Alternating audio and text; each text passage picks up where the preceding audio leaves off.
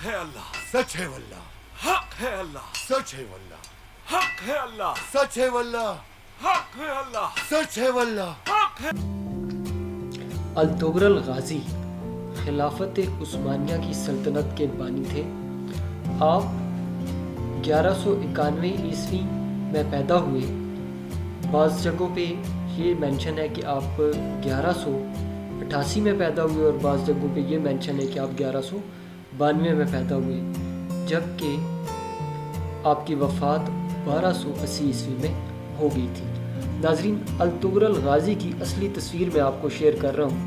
یہ جو ایک تصویر آپ کو نظر آ رہی ہے، یہ تو پہلی تصویر ہے جو اکثر آپ کو موویز میں، ڈرامے میں نظر آتی ہے، اور دوسری الطغرل غازی کی اصلی تصویر ہے۔ الطغرل غازی ایک بہت بہادر اور جید لیڈر تھے۔ انہوں نے اسلام کی بہت بڑی خدمت کی ہے، اور ان کی وفات کے بعد ان کے بیٹوں میں سے جو سب سے چھوٹا بیٹا تھا، جس کا نام عثمان تھا، اس نے خلافت عثمانیہ کا آغاز کیا تھا، اور الطغرل غازی کی جرأت اور بہادری کے قصے ساری دنیا میں مشہور ہوئے، اور آپ نے اسلام کی، مسلمانوں کی بہت بڑی خدمت کی ہے۔ خلافت عثمانیہ تقریباً 600 سال تک قائم رہی۔ جب پہلی دفعہ خلافت عثمانیہ کا جو باقاعدہ طور پہ اعلان کیا تھا، وہ الطغرل غازی کی وفات کے 10 سال بعد عثمان، ان کے جو سب سے چھوٹے بیٹے تھے، انہوں نے کیا، اور یہ ہوا تھا 1291 میں۔ اور خلافت عثمانیہ 1291 سے لے کر 1924 تک قائم رہی۔ 600 سال پورا یہ حکومت قائم رہی، اور اس حکومت نے پوری اسلامی دنیا پہ حکمرانی کی۔ الطغرل غازی کا مزار آج بھی موجود ہے ترکی میں۔ ان کے ترکی کے جھنڈے کے ساتھ ان کی اپنی جو قبیلہ تھا، اس کا جھنڈا بھی ساتھ ان کی قبر پہ لگا ہوا ہے۔ علامہ اقبال رحمۃ اللہ علیہ انہی کی قبیلے کے بارے میں کہتے ہیں۔ یہ الطغرل غازی جس قبیلے کے سردار تھے، وہ قبیلہ تھا کئی قبیلہ۔ یہ کئی قبیلے کے سردار تھے، اور یہ اوغوث خان کی اولاد میں تھے۔ اوغوث خان کے 12 بیٹے تھے، باقی 11 کے نام ابھی مجھے تفصیل میں نہیں پتہ، لیکن یہ 12واں قبیلہ تھا اوغوث خان کی اولاد میں، جس کے سردار تھے الطغرل غازی۔ الطغرل غازی کے والد کا نام سلیمان تھا، سلیمان شاہ کے نام سے وہ مشہور تھے۔ اور علامہ اقبال رحمۃ اللہ علیہ اسی قبیلے کے بارے میں ایک شعر بھی لکھتے ہیں۔ آپ فرماتے ہیں، کوئی قابل ہو تو ہم شانے کئی دیتے ہیں، ڈھونڈنے والوں کو ہم دنیا بھی نئی دیتے ہیں۔ ناظرین، الطغرل غازی کی پرسنالٹی میں بہت ساری خوبیاں موجود تھیں۔ الطغرل غازی بہادر آدمی تھے، کمیٹڈ تھے، یہ اچھے ڈیسیژن میکر تھے، قیادت کا ہنر جانتے تھے، لوگوں کو ڈیل کرنا ان کو آتا تھا، یہ آگے بڑھنے والے تھے۔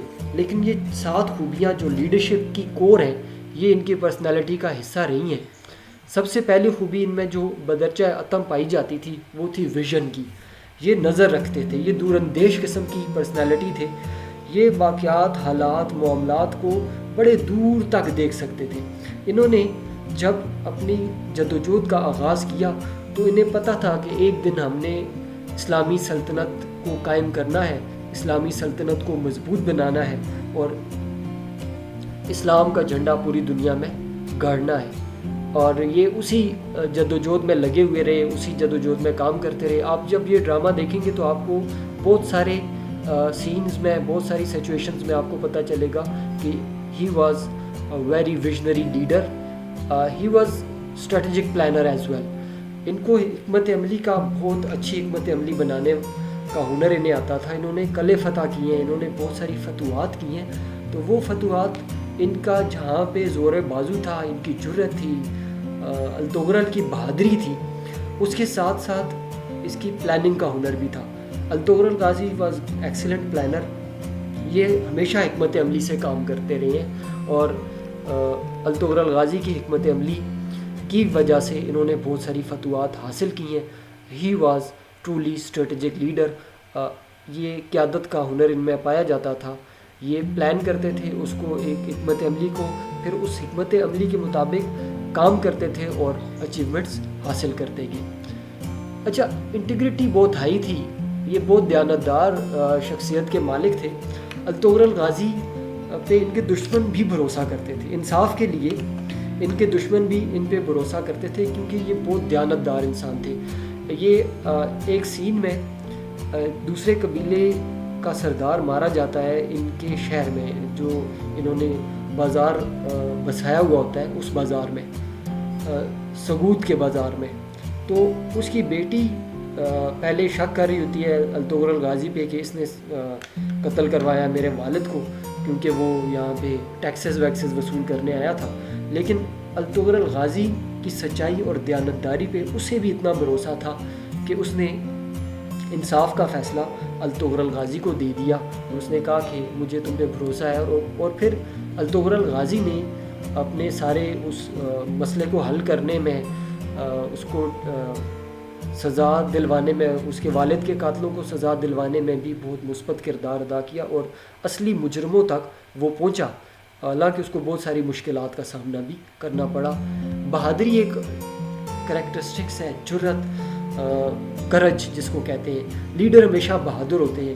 تو آپ اس ڈرامے کے ہر حصے میں دیکھیں گے الطغرل غازی کو کسی بھی جگہ آپ نے ڈرا ہوا، سہما ہوا نہیں پایا، بلکہ یہ فرنٹ سے آتے رہے ہمیشہ. جو بھی ان کو مشکل ان کے سامنے آئی، جو بھی چیلنج ان کے سامنے آیا، تو انہوں نے اس کو طاقت سے پکارا، بلکہ طاقت سے جواب بھی دیا اور پھر آگے بڑھے.